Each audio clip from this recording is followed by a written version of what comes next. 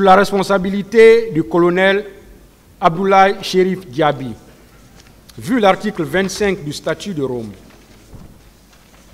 Il ressort des pièces de la procédure, ainsi que des déclarations faites à l'audience publique, que le colonel Abdoulaye Chérif Diaby, médecin militaire et ministre de la Santé au moment des faits, n'était pas au stade le 28 septembre 2009. Aussi, il n'a pas assisté à la réunion tenue par la hiérarchie militaire en prélude de la manifestation.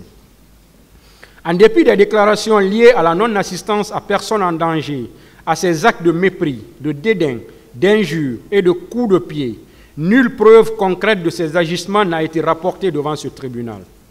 Cependant, il s'est rendu au centre hospitalo-universitaire de Donka le jour des faits et les jours suivants auprès des blessés en sa qualité de ministre de la Santé pour faire une évaluation de la situation et prendre les mesures idoines. Ces mesures ont effectivement été administrées au profit des blessés, dont certains ont même bénéficié de son expertise de chirurgien. Également, il n'a pas été prouvé que les agents des forces de l'ordre qui s'y sont rendus étaient soit sous ses ordres ou relevaient de lui.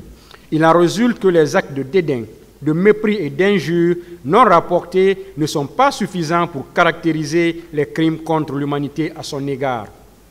Il y a lieu, en application des dispositions de l'article 544 du Code de procédure pénale, de le déclarer non coupable de crimes contre l'humanité et le renvoyer des fins de la poursuite pour crimes non imputables.